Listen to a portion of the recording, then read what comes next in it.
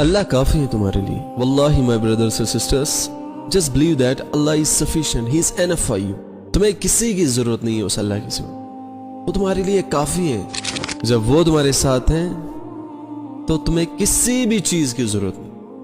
اس بات کو سمجھو اور یاد رکھو, اس دنیا میں سب سے زیادہ سکون میں وہ لوگ رہتے ہیں جو ہر مشکل میں یہ کہتے ہیں کہ حسبنا اللہ و نعم الوکیل, کہ میرے لیے میرا اللہ کافی ہے. اس لیے when you feel like you have no one but Allah, know that Allah is enough for you.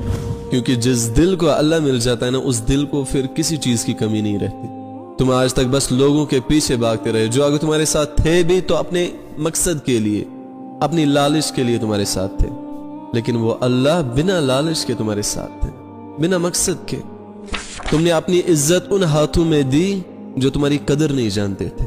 تم نے ان دروازوں پہ اپنا سر جھکایا جہاں تمہیں بس خاموشی ملی, لیکن اللہ نے تمہیں اس وقت بھی نہیں چھوڑا جب تم اکیلے کمرے میں گناہ کر رہے تھے, یہ سوچ رہے تھے کہ مجھے کوئی نہیں دیکھ رہا.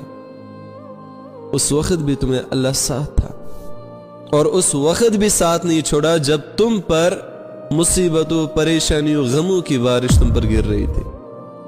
اس وقت بھی اللہ تمہارے ساتھ تھا اور کہہ رہا تھا کہ وَمَن يَتَوَكَّلْ عَلَى اللَّهِ فَهُوَ حَسْبُهُ, اور جس نے اللہ پر توکل کیا, بھروسہ کیا, یقین کیا, تو اللہ اس کے لیے کافی ہو جاتا ہے.